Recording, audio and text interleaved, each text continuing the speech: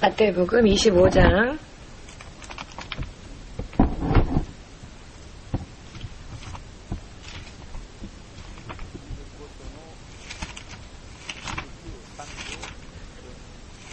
29, 30절 읽겠습니다.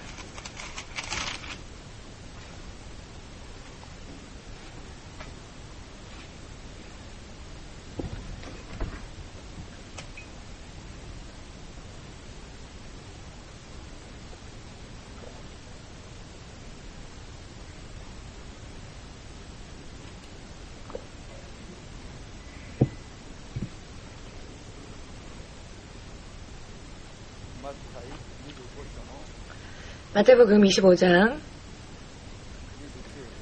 29절 30절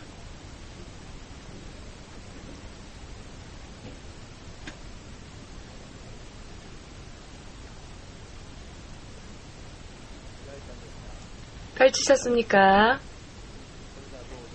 있습니다. 무릇 있는 자는 받아 풍족하게 되고 없는 자는 그 있는 것까지 빼앗기리라. 이 무익한 종을 바깥 어두운 데로 내어 쫓으라. 거기서 슬피 울며 이를 갈미 있으리라 하니라.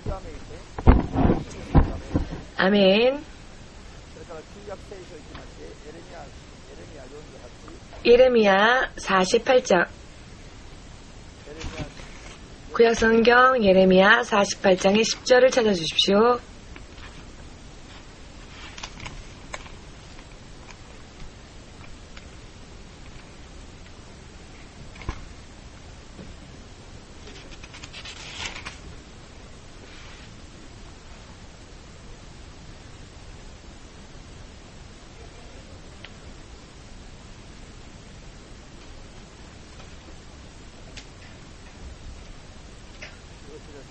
다 찾았습니까?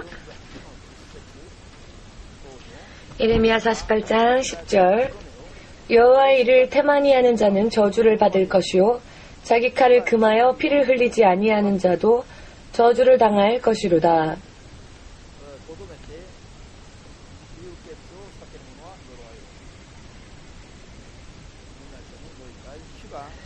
다시 한번 읽겠습니다. 여호와의 일을 태만히 하는 자는 저주를 받을 것이요 자기 칼을 금하여 피를 흘리지 아니하는 자도 저주를 당할 것이로다. 아멘.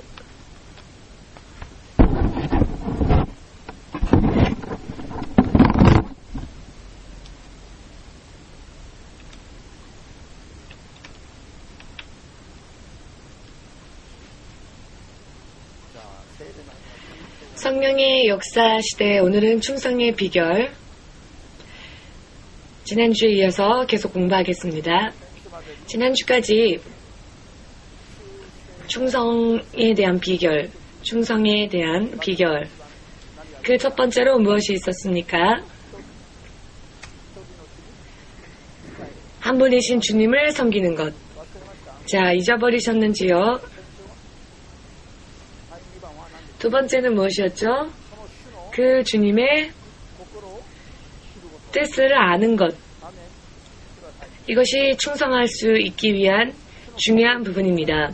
주님의 뜻을 아는 것은 굉장히 중요합니다.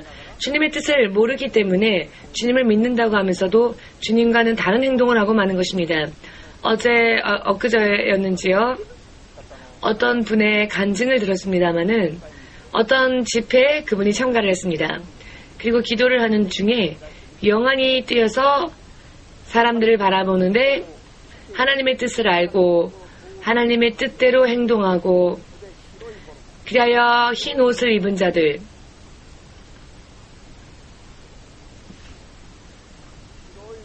흰 옷을 입고 있는 자들 몇 명밖에 없더랍니다. 그렇게 많은 집회에 큰 집회에 많은 사람이 모여서 부흥 집회를 하고 있는데 하나님의 뜻대로 행동하여서 믿음의 선한 행위, 하얀 옷, 흰 세마포를 입고 있는 사람은 별로 없고 대부분의 사람들이 검은 옷을 입고 있더랍니다. 예수님의 이름으로 또 부흥 집회에 참석한 대부분의 사람들이 아직도 검은 옷을 입고 있다는 것은 하나님의 뜻을 알지 못하여서 하나님의 뜻을 행하지 않고 있다는 것을 말하는 거겠죠. 요한계시록 19장 8절 말씀에 그와 같은 기록이 있습니다. 모두 함께 흰 옷이란 세마포, 흰 세마포, 흰 세마포, 흰 옷이란 성도들의 거룩한 행위를 말한다. 하나님의 뜻을 알고 하나님의 뜻대로 행하며 그대로 행위로 옮기고 믿음의 생활을 하는 사람들은 하나님의 흰 옷을 입혀주십니다. 그러나 교회를 다닌다고 하면서도 자신의 생각대로 사는 사람, 그런 사람들은 하얀 옷을 입지 못한 채 검은 옷을 입습니다. 하나님이 보실 때 어떤 사람은 위에는 하얀 옷을 입고 있지만 그 밑에는 아주 검은 옷을 입고 있는, 반만 하얗게 되어 있는 사람들이 있더랍니다. 여러 많은 사람들이 있겠지만은 여러분과 저 같은 경우에는 지금 이 시간에도 하나님 앞에 있음을, 하나님 앞에 와 있음을 알아야 합니다. 사람 앞에 있는 것이 아니라 우리는 하나님 앞에 있는 것입니다. 제가 가정 신방을 갔을 때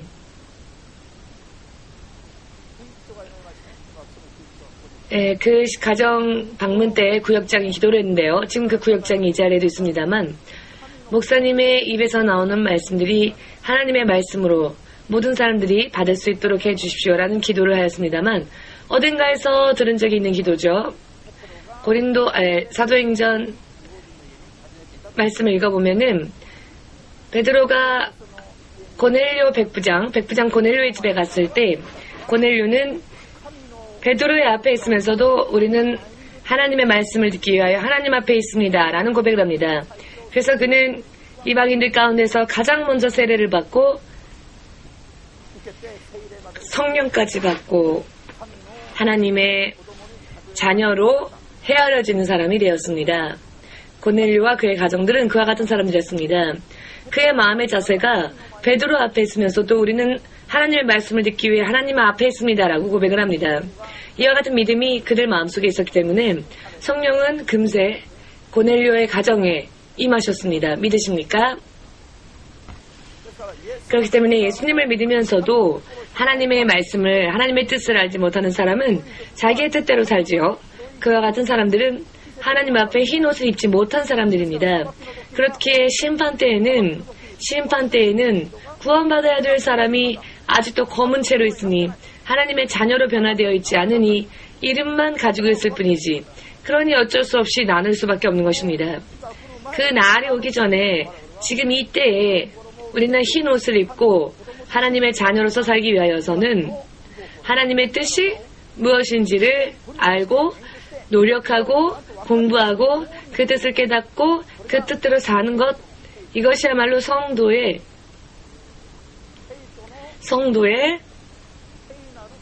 거룩한 하나님의 자녀들의 삶의 방법이어야 하는 것입니다. 아멘. 흔히 사람들은 사람의 얼굴색을 잘 살피지요. 그러나 하나님에 대하여서는 살피려 하지 않습니다. 하나님이 우리 눈에 보이지 않으니까. 그러나 믿음 생활은 그 하나님의 얼굴색을 살피며 하나님의 뜻을 살피며 살아야 하는 것이 바로 믿음 생활이어야 하는 것입니다. 이해되시는지요? 영안이 뜨이면 영의 모습으로, 여러분들을 영의 모습으로 볼 수 있습니다만은 오늘은 충성의 비결 중에서 지난주까지 우리가 하나님의 한 분이신 하나님을 섬기는 것, 예수 그리스도 이외에 어떤 신이라 할지라도 아무리 생명을 다하여 섬긴다 할지라도 바알과 아세라의 선지자들 850대 한 명으로 싸웠었던 이 엘리야를 기억하십니까? 바알과 아세라를 섬겼던 자들은 자신들의 몸을 자해하고 피를 흘리며 자신들의 신의 이름을 아침부터 점심까지 그리고 저녁까지 불렀지만 어떤 응답도 그들의 신으로부터 들을 수 없었습니다. 왜냐? 그들이 믿었던 신은 진정 살아있는, 그리하여 그들이 부를 때 응답해 줄 수 있는 그런 살아있는 신이 아니었기 때문입니다. 우리의 기도 소리에 응답해 주실 수 있는 분은 오직 예수님 이외에는 안 계십니다. 그러니 그분에 대하여 충성을 다하는 것이야말로 진실로 중요한 것입니다. 엘리야는 만군의 주 되신 하나님만을, 오직 만군의 주 되신 하나님만을 경배하고 그분의 불을 넣기에 하늘에서 불을 내리게 했습니다. 이와 같은 기적 같은 이와 같은 일 속에서 원수들을 전부 칼로 진멸할 수 있었습니다. 비록 그는 혼자였지만 말입니다. 오늘은 하나님께 충성을 다하는 비결. 태만에서는 게을러서는 안 된다. 태만해서는 안 된다. 게을러서는 안 된다. 이것은 충성을 다할 수 있는 비결입니다. 하나님께 충성을 할 때 어떻게 해야 하느냐? 게을리해서는 안 된다는 것입니다. 게으른 자는 하나님께서 뭐하라 말씀하셨느냐? 게으른 자를 보시고 하나님은 악한 자다라고 하셨습니다. 악한 자라고 판단하십니다. 에레미야 48장의 10절 말씀을 읽어보니 하나님의 역사 그리고 그분을 믿는 믿음 생활에 우리가 만일 게을리한다면 저주받을지어다라는 말씀이 있었지요. 태만한 자는 어떻게 되느냐? 게으른 자는 악한 자이고 저주를 받을 자들입니다. 이것은 하나님의 말씀이십니다. 하나님께서 그렇게 말씀하셨습니다. 저주를 당할 것이로다 라고 말씀하십니다. 잠시 전에 마태복음 25장의 29절 30절 읽었더니 게으른 자는 악한 자다라고 하셨고 성 밖으로 내어 쫓으라. 그곳에서 이를 갈며 울미 있으리라 하십니다. 가지고 있던 것조차 다 빼앗기고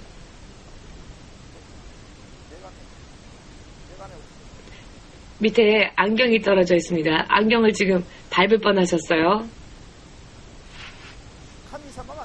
하나님께서는 게으른 자를 이렇게 엄히 하나님께서는 심판하신다. 하나님은 이와 같은 생각을 가지고 계신데 이와 같은 것을 알지 못하면 어떻게 되느냐? 저주를 당할 수밖에 없다는 것입니다. 흔히 예수님을 믿습니다 라고 하면 지난번에도 누군가가 나는 교회를 다니는데 왜 이런 불행한 일이 내게 생겨야 합니까? 라는 말을 하는 분이 계셨는데 이런 분들이 많습니다.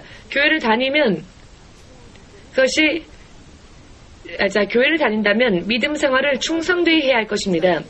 교회를 다니면서도 불구하고 질병으로 계속 고통받는 자가 있는가 하면 돌연한 불의의 사고로서 여러 많은 트러블로서 고통당하는 자들도 있고 빨리 세상을 떠나는 사람도 있고 고민하는 사람들이 많이 있지요. 자, 왜 이런 일이 벌어지는 것일까요?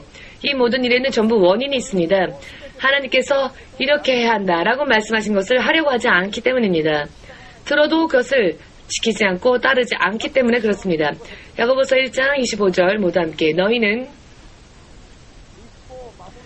율법을 지킴으로써 축복을 얻을 것이다. 아멘.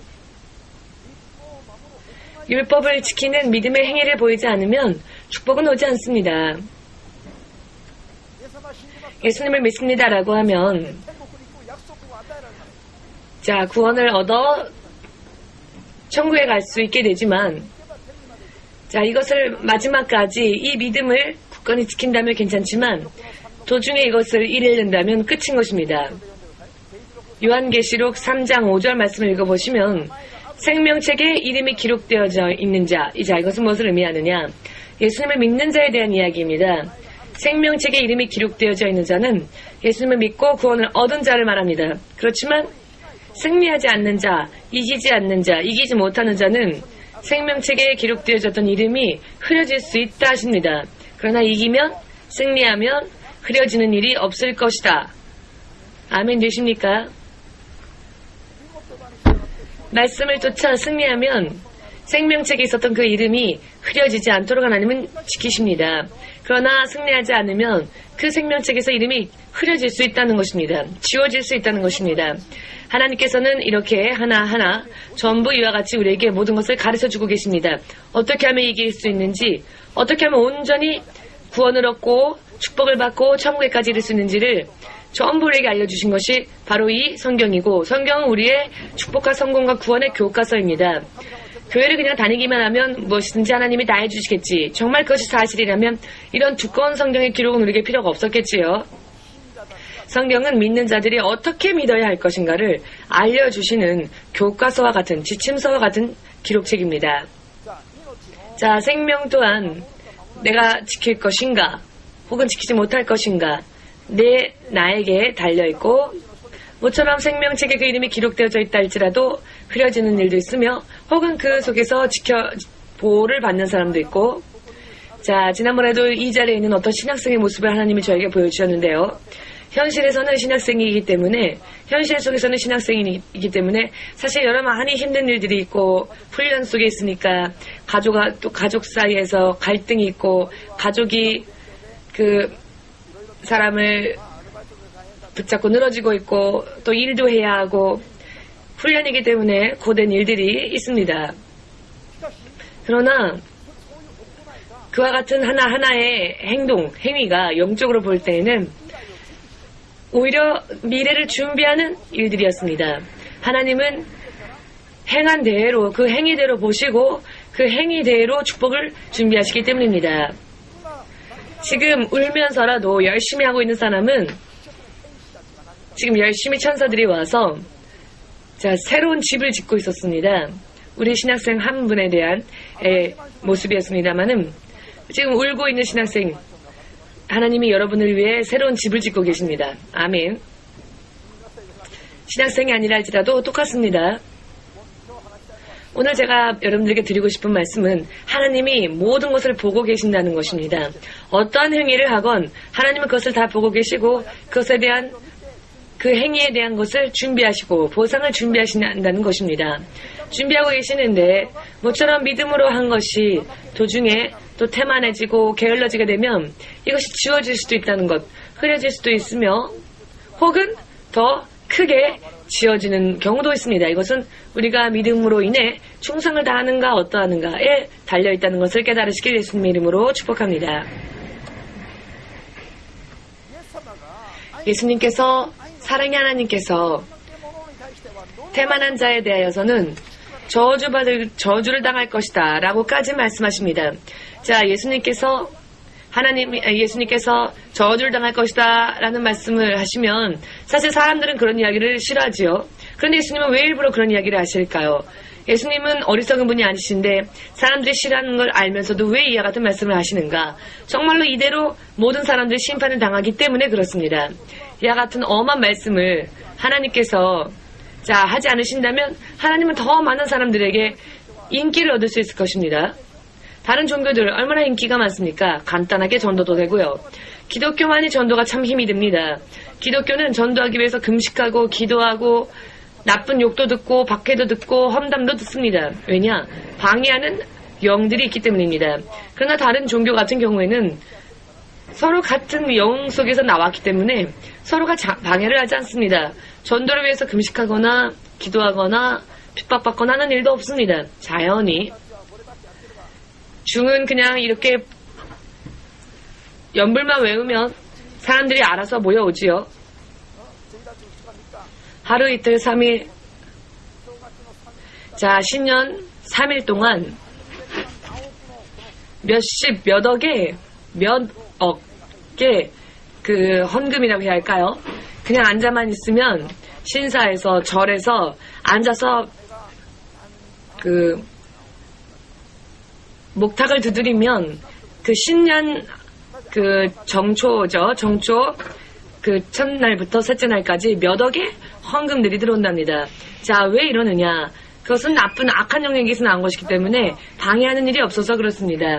그들은 미사 용어, 상황이 안 좋으면 오지 않아도 좋습니다. 1년 내내 오지 않아도 신년 초하룻 날 그때 신사 와서 참배하면 좋습니다. 그 이외의 날들은 세상에서 여러분들 잘 생활하시다가 1년에 한 번 오셔도 좋습니다. 이렇게 하면 얼마나 좋아하겠습니까? 그런데 교회는 수요일도 오세요, 금요일도 오세요, 매일매일의 기도회도 오세요, 주일날도 오세요, 봉사도 하세요 하니 교회 오면 마치 결박당하는 것 같고 구속을 당하는 것 같고, 그러니 믿음이 없는 사람은 이와 같은 진리를 알지 못하는 사람들이 생각할 때에는 기독교는 독선적이고 기독교는 안 되겠다. 자기 주장이 너무 강한 종교이며 다른 사람들과 타협하려 하지 않고 기독교인들과 교제를 나눠서는 안 되겠다. 저조차도 옛날에는 그런 생각을 하고 살던 사람이었습니다. 20년 전만 해도. 크리스찬들이 가장 머리가 회전이 안 되는 사람들이다라는 생각을 저조차도 했었습니다. 크리스찬들은 머리가 반밖에 회전 안 한다라고까지 생각한 적이 있었습니다. 왜냐하면 서로 이야기가 통하지를 않으니까.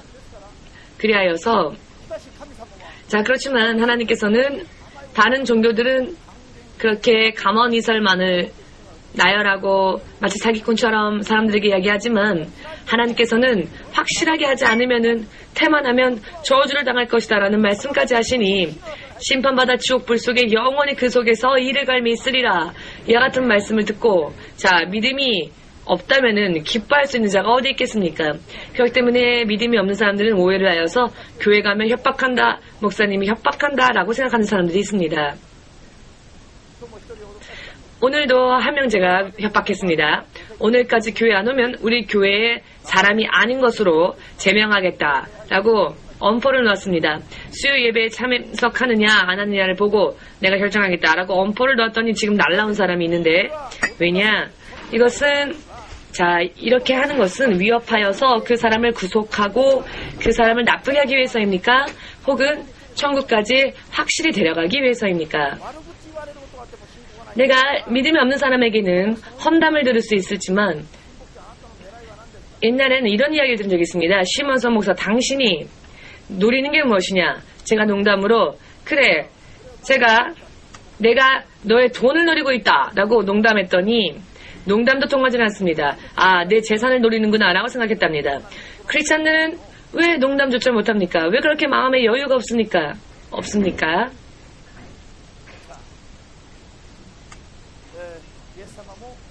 예수님 또한 그리고 이 성경을 전하는 목사님 또한 이 성경에 남아있는 말씀은 하나님의 말씀입니다. 여러분들이 이 말씀대로 믿고 또 따르면 저보다도 여러분들은 먼저 든 자가 될 수 있습니다. 이것은 저의 가르침, 저의 지식이 아닙니다. 제 지식을 전하는 것이라면 여러분들이 아무리 위대해져도 저 이상을 넘지는 못할 겁니다. 그러나 하나님의 말씀이기 때문에 여러분들이 하나님의 말씀대로 따르면 지금 여러분들에게 전하는 저보다도 더 먼저 된 자가 될 수 있습니다. 이것은 저를 쫓게 하기 위하여서 오늘 안 오면 제명할 것이다 라고 으름장을 놓은 것이 아니라 하나님을 따르기 위해서 하나님 앞에 나오지 않으면 안 된다라고 말한 것입니다. 가끔은 이런 말을 해도 될 것 같습니다. 그랬더니 오늘 예배드리러 오셨거든요.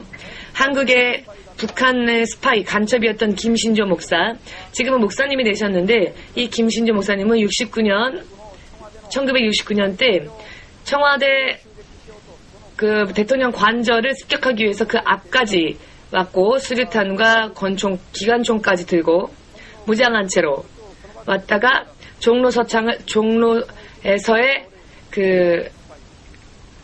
종로서의 그 경찰서 장도 총살하였는데요. 지금은 자, 한국으로 온전히 귀화해서 대한민국 국민이 되었고 지금은 교회 예수를 믿고 목사님이 되었는데 그렇게 똑같이 월북한 사람들에게 자, 전도를 하는데 나한테 죽을래 아니면 교회 올래 이렇게 전도를 한답니다. 교회 올래 아니면은 나한테 죽을래 라고 협박을 한답니다. 그러면 죽고 싶지 않으니까 교회에 쫓아온답니다. 억지로라도. 그런데 그 안에서 예수를 영접하고 만난 사람들이 많답니다. 그러니 어떤 면에서 볼 때는 가끔은 협박을 해도 좋을지 모르겠습니다. 자, 제가 전하고자 하는 진리를 아시겠습니까? 그런 말을 하더라도 그 사람을 구원에 인도하는 것이, 이르게 하는 것이 더 좋은 것입니다. 그냥 자유롭게 하세요 라고 내버려두고 방관하다가 멸망하도록 내버려두는 것보다 훨씬 더 좋다는 것입니다. 우에노 공원에서 노숙자 여러분들에게 설교를 듣지 않는 분들에게는 음식을 제공하지 않습니다 라고 말을 해서 참 많은 혼담을 들었습니다. 특히 목사님은 그래도 부드럽지만 저 사모님이 안 된다 라는 이야기를 사모님이 많이 듣지요. 굉장히 많은 오해를 받았습니다. 처음 오는 분들은, 이런 걸 알지 못하는 분들은 아니 왜 이렇게 많이 남아있는데도 저 불쌍한 사람들을 안 줍니까? 왜? 버릇이 되니까. 예배 드리지 않아도 음식을 먹을 수 있다. 이것이 기정사실화되면은 예배 드리지 않고 음식만 먹으러 왔다가 하나님의 말씀을 듣지 못한 채 그렇게 그 영혼은 떠내려갈 수 있는 겁니다. 교회가 이런 봉사라는 것은 음식을 먹이는 것이 목적이 아니라 하나님의 말씀을 그들에게 먹이는 것이 목적이기 때문에 하나님의 말씀을 먼저 먹게 한 후에 육의 양식도 제공하는 겁니다. 그러나 이와 같은 것을 알지 못하면 교회가 조금 이런 좋은 일 한다고 해서 뭐라고 말을 해야 할까요? 저렇게 잘난 척을 한다 라고 말을 하는 사람들이 있는데 설교를 듣지 않은 사람들은 음식을 제공하지 않습니다 라고 말하면 교회가 입으로는 사랑하지만 실상은 교회가 이렇게 차갑구나 라고 오해하는 분들도 있습니다. 이 부분은 자 이런 이야기를 제가 하면요 사모님이 저에게 고맙다는 얘기를 하니까 제가 지금 이런 예를 들어서 얘기를 하는 것인데 지금 사모님이요 조금 기분이 안 좋아서 제가 일부러 사모님의 이런 이야기를 제가 꺼내는 겁니다. 어제 부부 싸움이 좀 있었거든요. 잠시 농담을 한 겁니다만 지금 제가 자 이해가 되시는지요?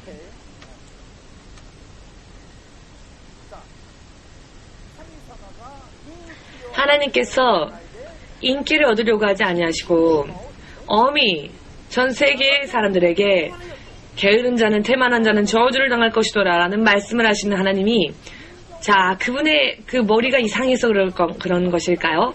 하나님은 진정한 것 이외에는 말씀하지 않으십니다. 있는 대로 말씀하시기 때문에 그런 것입니다. 아멘 되시는지요? 다만 저주를 받기 이전에 자 이 말씀이 저주당해라 라는 말입니까? 혹은 그러니 이제 얼른 게으른 것을 버리고 충성을 다하라 라는 의미이겠습니까? 이 말씀이 이 말씀은 경고의 말씀인 것입니다. 정말로 저주당해라, 저주받아라 라는 말씀이 아니라 이 말씀은 그러니 이대로는 위험하니 노력해라, 열심을 다하라, 힘을 내라 라는 말씀인 것입니다. 자, 잠시 전에 예레미야 48장의 10절 이와 같은 말씀은 정말 우리가 잊어서는 안 될 것입니다. 하나님께서는 이와 같이 엄히 우리들을 다루십니다. 엄히 말씀하십니다.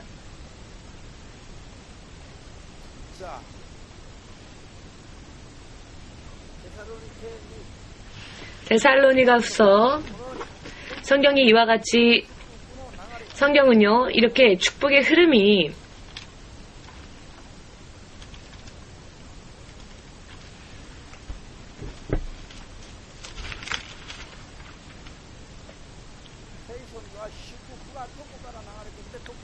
성경에는 축복이 어디에서 어디로 흘러 또 나아가는지를 기록한 책입니다.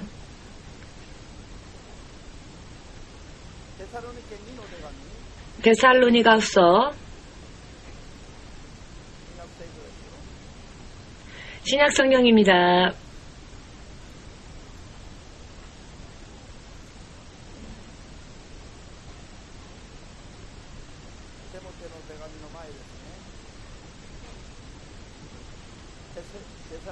데살로니가후서 2장 10절에서 12절 읽겠습니다.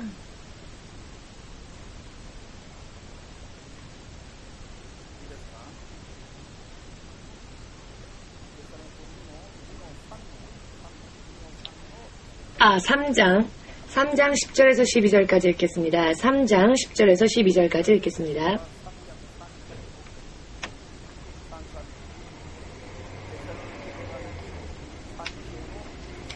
3장 10절에서 12절까지 읽겠습니다.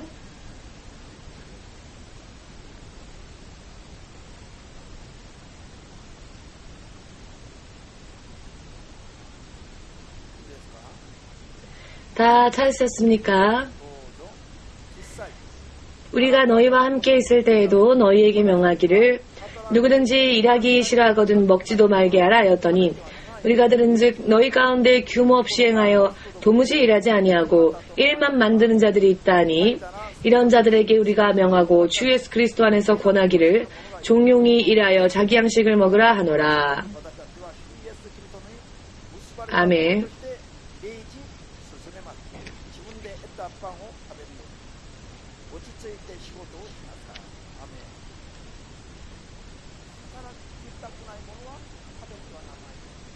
일하지 않는 자는 먹지도 말라. 일하기 싫어하거든 먹지도 말라. 모두 함께 설교를 듣지 않는 자는 먹지도 말라. 하나님의 일을 하고 싶지 않은 자는 먹게 하지 말라. 자, 이런 이야기, 이런 의미입니다. 아멘. 충성되이 일하지 않으면 안 된다는 것입니다. 충성되이. 무엇을 위하여? 먹기 위하여. 무엇을 위하여? 인정받기 위하여. 이해되시는지요? 이번에는 로마서, 먼저 고린도전서 9장 9절 읽어보겠습니다. 공부 시간이기 때문에 지금 읽지 않으면은 또 죽을 때까지 안 읽을 수도 있기 때문에 고린도전서 9장 9절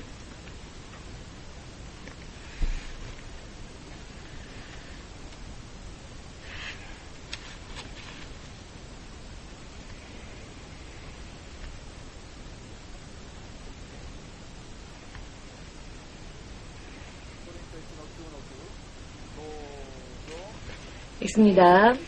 모세 율법의 곡식을 밟아 떠는 소에게 망울 씌우지 말라 기록하였으니 하나님께서 어찌 소들을 위하여 염려하심이냐.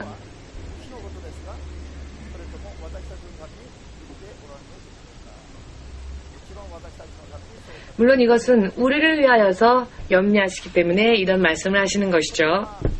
자, 이 말씀의 의미는 구약성경의 율법에 있는 이야기를 신약성경에서 다시 한번 강조하는 부분입니다만은 모두 함께 구약성경의 율법은 지키면 이 땅에서 축복을 받는다. 의미를 이해하시겠는지요?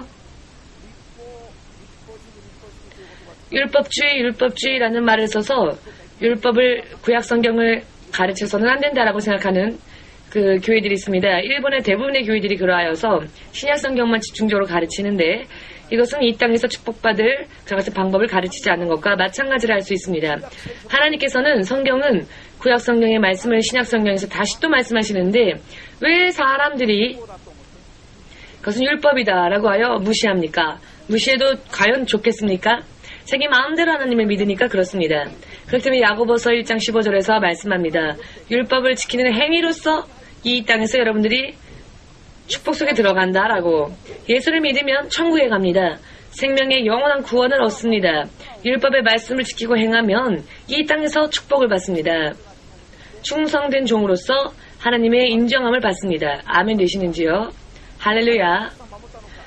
누가 많이 지켰느냐, 누가 많이 계명을 지켰느냐에 따라 그 사람이 받게 되는 축복의 분량도 정해진다는 것을 믿으시기를. 자, 로마서 12장 11절.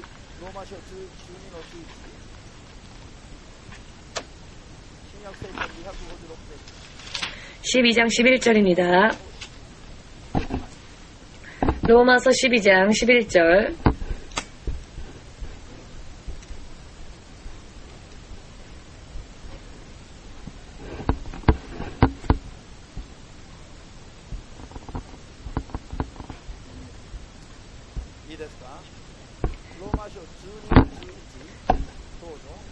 자, 읽겠습니다.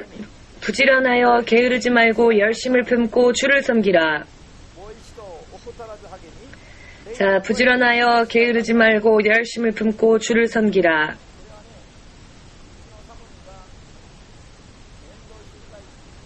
자, 이 말씀은 전도 집회를 보면 여러분들도 아시겠지만 정말로 허리가 이렇게 허리를 이렇게 쭉 뻗을 수 없을 정도로 몇 시간씩 앉아서, 자, 봉사자가 없을 때 사모님이 많이 일을 했습니다. 그때 어느 날 하루 정도는 긴자 집회에 안 가도 괜찮지 않을까 생각하여서, 안 간 것은 아니라 실제로는 그렇게 생각하여서 기도를 하였더니 주의 음성이 들려오는데 바로 이 로마서 12장 11절 말씀이 들려오더랍니다.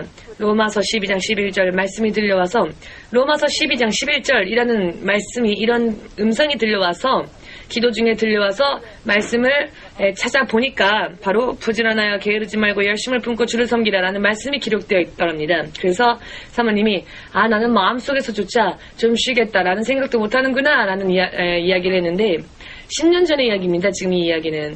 지금 잠시 전에 기도하고 있는 도중에 10년 전에 간증이었는데 하나님이 이것을 다시 생각나게 해주셨습니다. 마음속에서라도 게으르고 태만하면 안 된다는 것입니다. 왜냐? 영으로 타올라서 마음으로 뜨겁게 섬겨라. 마음에도 없는 행위를 하나님은 기뻐하지 않으십니다. 충성을 다할 때에 마음에도 없는 마음이 뜨거워지지도 않고 그냥 욕심만 왔다 갔다 하는 봉사, 이와 같은 충성 하나님은 기뻐하지 않으십니다.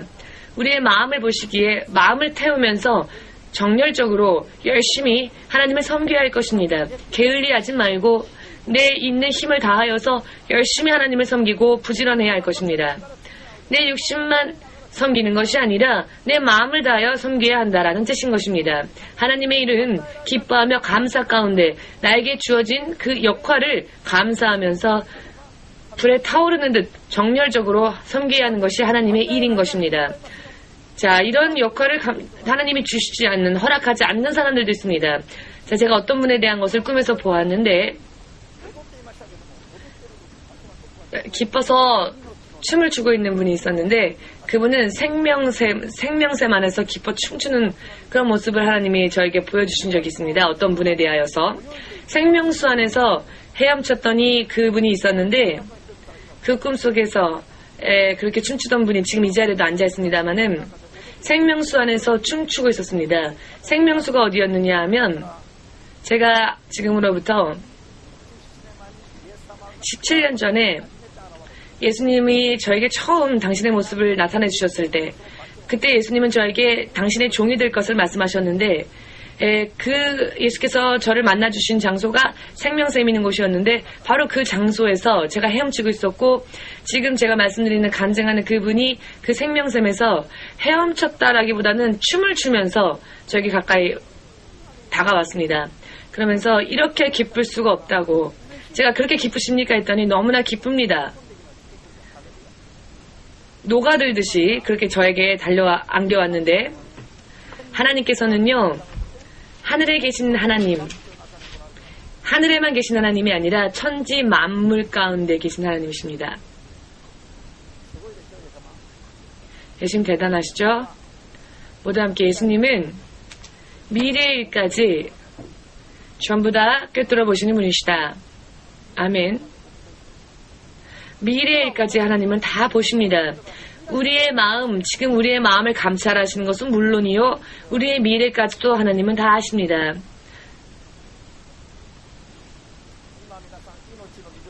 여러분, 지금 생명샘 안에서 헤엄치며 춤추며 계십니까? 그렇게 되시기를 예수님의 이름으로 축복합니다.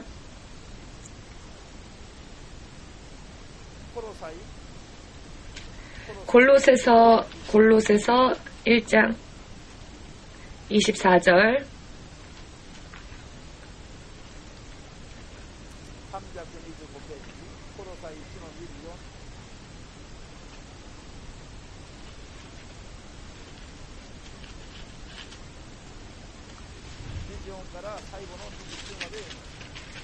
이 24절에서 29절까지 읽을까요?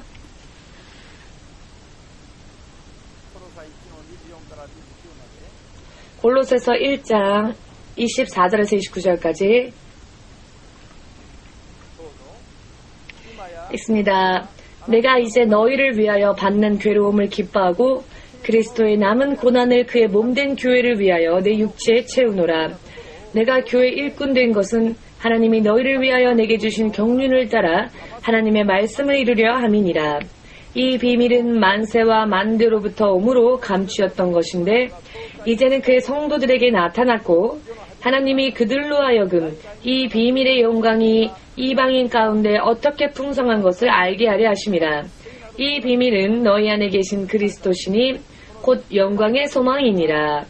우리가 그를 전파하여 각 사람을 권하고 모든 지혜로 각 사람을 가르침은 각 사람을 그리스도 안에서 완전한 자로 세우려 함이니 이를 위하여 나도 내 속에서 능력으로 역사하시는 이의 역사를 따라 힘을 다하여 수고하노라. 아멘.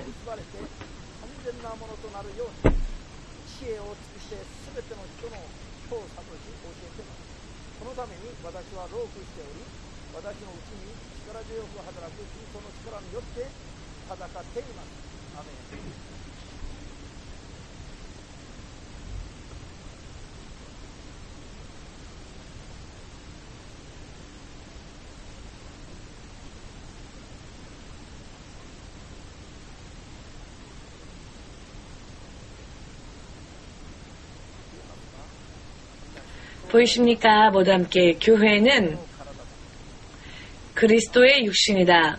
그리스도의 몸이다. 부활하신 예수 그리스도는 천국에 육신을 입고 오셨습니다. 대신 이 땅에 교회라고 하는 모습으로 당신의 육신을 남기시고 가셨습니다. 왜 그러셨을까요? 예수님께서 육신을 입고 이 땅에 오신 것은 왜였습니까? 우리 인류의 역사를 구원하시는 것, 이것이 제1의 목적이었습니다. 물론 영적으로는 마귀를 심판하고, 그리고 마귀를 심판하는 일에 사람을 동역자 삼으시고 그 사람을 구원하시고, 물론 이와 같은 것들이 있지만은 예수께서 육신으로 이 땅에 오신 제1의 목적은 우리를 구원하시기 위함이었습니다. 이것을 이루시고 죽어도 사는 그 같은 것을 보이시고, 죽고 장사된 지 부활하셔서 하늘에 가셨고, 예수를 따르는 모든 자들도 이와 같이 될 수 있음을 보여주셨습니다. 자, 부활하고 하늘에 가실 때에 예수님은 이 땅에 있어서 이제는 나의 육신과 같은 일을 교회를 통하여 이루어라 라고 말씀하시죠. 이것이 우리의 사명이고 우리의 역할입니다. 우리의 임무라고 할 수 있겠지요. 예수님의 육신, 자, 예를 들어서 이것이 예수님의 육신이라면 모두가, 자, 이것이 예수님의 육신으로 보이지 않으니까 기뻐하지도 않고 울지도 않죠. 오늘도 목사님이 잔소리를 하시는구나 라고 생각하겠죠. 예수님이 이 세상에 당신의 육신을 두셨는데 그것이 바로 이 땅에서의 교회입니다. 예수님의 육신, 그 육신을 보며 하나님을 섬기듯이 교회를 섬겨야 합니다. 이것이 믿는 자들의 임무이고 또 충성해야 하는 것이며 또 충성의 목표가 됩니다. 구체적으로 어떻게 충성해야 할 것이냐? 교회를 충성하는 것. 왜냐하면 교회는 그리스도의 몸이시기 때문입니다. 사도 바울이 오늘 말하지요. 지금 나는 내 노고를 감당하며 이것을 전하고 있다. 왜냐? 그리스도의 몸된 교회에 충성하기 위하여, 섬기기 위하여. 당신 스스로도 그렇게 하면서 다른 이들에게도 그렇게 권하고 있습니다. 왜냐? 교회는 그리스도의 몸이기 때문입니다.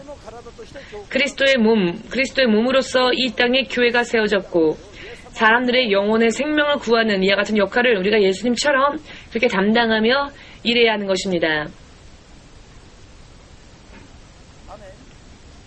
아멘. 예수님을 대신하여 대역으로서 그 임무를 감당해야 하는 것이고 이것은 교회의 임무이기도 합니다. 그렇기 때문에 예수께서 십자가에 못 박히시면서까지 우리를 구하셨던 것처럼 교회 또한 핍박받는 일이 있다 할지라도 사람들의 영혼을 구원해야 합니다. 이해되시는지요? 그렇게 하는 사람들이 어떻게 되느냐? 생명의 면류관을 받게 되는 것입니다. 여러분, 하나님께서 우리에게 씌워주실 면류관, 지난번에 누군가가 주일날 나가우상을 안수하고 있을 때 어떤 신학생인 형제의 눈이 띄었는데 나가우상이 하얀 옷을 입고 머리에는 꽃과 같은 면류관을 쓰는 모습이 갑자기 보이더랍니다. 그분은 지금 신학생인데, 나가우상도 신학생입니다. 열심히 하는 것처럼 아직은 안 보이는데 하나님은 참 은혜로운 분이십니다. 지금까지는 조금 부족한 부분들이 있었는데 올해부터 수요 예배를 지금부터 참석하고 예배를 드리겠습니다라고 결심을 했는데 그랬더니 하나님께서 꽃으로 된 면류관을 주셨는데요. 이제는 꽃으로 된 면류관이 아니라 앞으로는 금으로 된 면류관, 즉 생명의 면류관을 받아야 할 것입니다. 그런데 그것을, 이 꽃으로 된 면류관을 새들이 날아와서 쪼아 먹으려고 하는데 목사님이 기도할 때 그 새들이 날아갔고 그 뒤에서 용이 그 나가우상을 삼키려고 하는 것을 보았는데 목사님이 기도할 때 말을 탄 천사가 내려와서 빛이 나는 검으로 나가우상을 삼키려고 하던 용을 쓰러뜨렸답니다. 이 자리에서 주일날 돌아가기 전에 머리에 손을 얹고 1분간 기도하는 동안에 이것을 지켜보던 한 김동현 형제님의 눈이 영안이 띄어서 그것을 보고 그 자리에서 간증을 했습니다. 이것이 바로 영적인 세계라는 것입니다. 이것을 모르면, 영적인 것을 알지 못하면 축복이 어디에서 나와서 어디로 흘러가는지, 축복이 어디에서부터 나와 어디로 흘러가는지를 알 수가 없습니다. 전부 충성을 다하는 것은 내가 하나님 앞에 옳다 인정함을 받고 면류관을 쓰기 위해서인데, 이 땅에서 필요한 축복을 받는 것도 바로 충성을 다할 때입니다. 옛날 한국에 있던 어떤 분이요, 결혼을 했습니다. 결혼을 하고 신혼여행을 어디로 갔느냐 하면은, 어제 들었더니 박선재 지사님은 신혼여행을 가지 못한 채 결혼하자마자 남편 혼자 일본에 왔고 한 달 후에 자기가 왔답니다. 신혼여행 없이 이렇게 되었는데, 예전에 어떤 커플은 신혼여행을 기도원으로 갔답니다. 그래서 신혼여행을 기도원으로 가서는 3일 금식을 하고 기도원에서 3년 동안 기도원에서 봉사생활을 했답니다. 사실 믿음이 없는 사람이 이 광경을 볼 때 얼마나 바보 같은 일처럼 느껴지겠습니까? 믿음이 없는 부인이라면은 이런 남편과 함께 살지 않을 것입니다. 이혼하겠죠? 신혼여행 대신 기도원에 가서는 3일 금식을 하고는 이 기도원에 2년 동안 봉사를 하는데, 사실 믿음이 없는 사람들이 볼 때는 있을 수 없는 일이죠. 이 부부는 참 가난했던 부부였습니다. 돈도 없고 살 집도 없었던 그런 분들입니다. 사실 결혼은 했는데 먹고 살 방법이 없는, 일이 없는 분들이었습니다. 그래서 이분들은 결혼하자마자 신혼여행을 기도원으로 가서는 3년 동안 봉사를 했는데, 3년 후에 이 남편이 여러분 일회용 카메라 있지 않습니까? 일회용 카메라. 1000엔 정도면 살 수 있는 일회용 카메라가 있지 않습니까? 한 번 쓰고 버리는 카메라.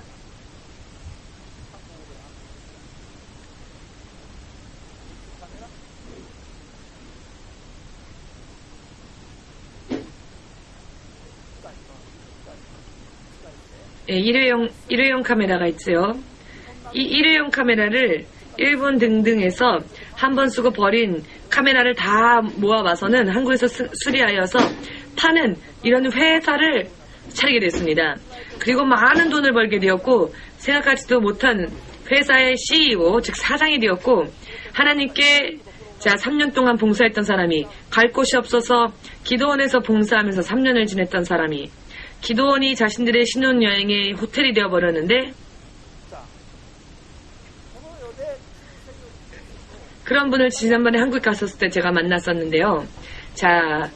우리가 믿음의 행위를 충성을 다해서 하면 이 땅에서 먼저 내가 행한 믿음의 결과가 나타납니다. 모두 함께 고백해 볼까요? 섬김을 받는 사람이 아닌 섬기는 사람이 축복을 먼저 받는다. 아멘 되십니까?